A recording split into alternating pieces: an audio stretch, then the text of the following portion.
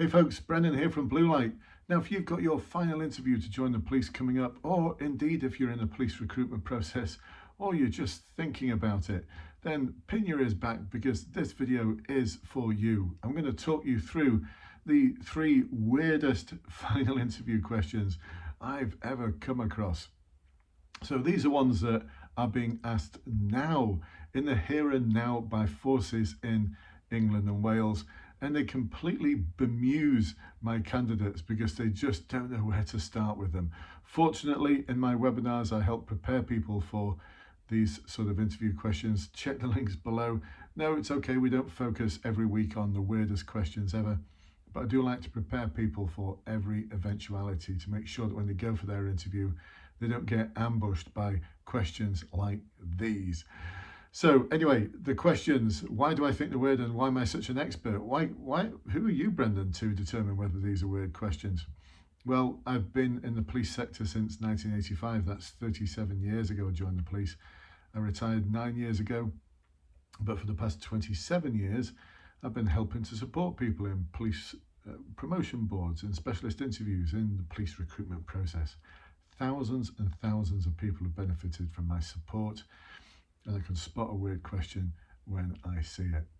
So number 1, and by the way, the third one, you're going to think, what's that all about? But anyway, the first one, asked by quite a few forces in a different way, which I think is a good thing, but this one I'm not sure about. And it goes like this: how will you in the future as a police officer engage with the LGBTQ plus communities? Now, I think it's a bit of an odd one, that, because what if you are from that community? Because you just sit there and go, not hard really. What, my friends, I'm part of that community myself. What do you want me to say? And that's why I think it's a weird question, because it's incredibly specific. And I'm not entirely sure if that's a good question. A better question, which is one that I know a lot of forces ask now, is how in the future as a police officer will you engage effectively with members of minority communities, or they may even say hard to reach communities. The thing is though, I think one of the hardest to reach communities is the police. If you're outside the police, have you ever tried actually contacting anyone within it? A lot of force websites don't give you contact details except with a switchboard. They've got a great gatekeeper there. So anyway, that's the first weird question. Why it's so specific around the LGBTQ plus community, I don't know. So the second one, they give you a definition. And they give you a little bit of time to prepare, but they give you a definition of a crime. I do believe it's the unlawful taking of a motor vehicle. And then they ask you to break down the constituent parts of it and explain it. Whoa, where's that come from? I have no idea why they asked that question, and besides which, that question would really favour those of you who are special constables and PCSOs, because you'd have an insight into definitions, an insight into what the weird world of crime definitions, offence definitions mean, which means that you've got the edge over others, which shouldn't be the case in police interview world. The third one, this is the weirdest question. I'm not going to name forces, but this is the weirdest question. This one is definitely currently being asked still.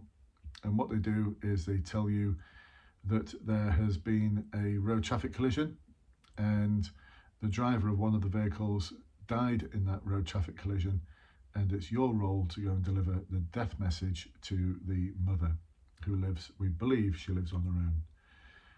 How would you go about delivering that death message? Yeah, I know, of course, all of you have had that kind of experience in your life, haven't you? So, again, weird. What are they trying to test? What are they trying to assess? Why are they making up these weird questions? Well, it doesn't surprise me, because forces can make up questions in whatever format they want. The only thing that's a national standard is the Online Assessment Centre, which in my opinion is a dreadful assessment of your abilities, but it doesn't really matter what I think, because the golden rule kicks in. Those who hold the gold make the rules. And it's the same with forces. The College of Policing can recommend certain questions, but it's up to them as to what they run as the final determination as to whether they take you on as a constable or not. I've seen all sorts of weird and wonderful things over the years. Those are just 3 recent ones. Most forces ask pretty straight down the line questions. Why do you want to be a police officer? What do you believe the challenges will be? What sort of impact do you think it's going to have in your life? How are you going to manage the workload and the degree work and your own personal life? How are you going to balance all of that out? Tell me about a time when, tell me about a time when, tell me about a time when. How in the future would you manage this scenario, or how in the future would you go about building trust with your colleagues, engaging with communities, challenge a colleague who is demonstrating inappropriate behaviours? Standard type interview questions. So if you want to find out what those standard interview questions are, then I've got so much information for you. But it's not just about knowing what the questions might be, it's knowing and understanding how to put them into practice. And that's what we do on a weekly basis. So below, check the information about how to join my weekly webinars, where we focus on the skills that you need to be able to come across in a structured and detailed way with authenticity and with some kind of emotional connect. Not in a way that's rehearsed, not in a way that's full of buzzwords, and not in a way that's full of cliches. I know the books out there tell you to use buzzwords and cliches, but trust me, I used to be an interviewer. I've been in the sector for 37 years.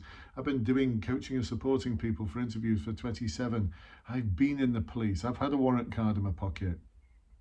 Check the history of those who are giving the advice to you. Have they ever had a warrant card in their pocket? I don't think so. So there you go, folks. Anyway, I hope you've enjoyed this and got something out of it. Please do like and subscribe this video, because I drop one of these onto YouTube every other day, sometimes every day, to help support you, to help guide you, to help you achieve the very best results that you possibly can in the recruitment process and beyond.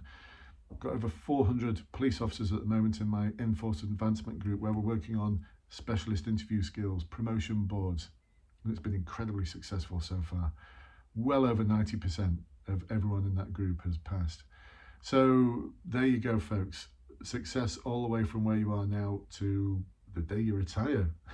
Come and join the league of those who have retired like me. Anyway, I'll catch up with you very soon. If you've got any questions, put them in the comments below.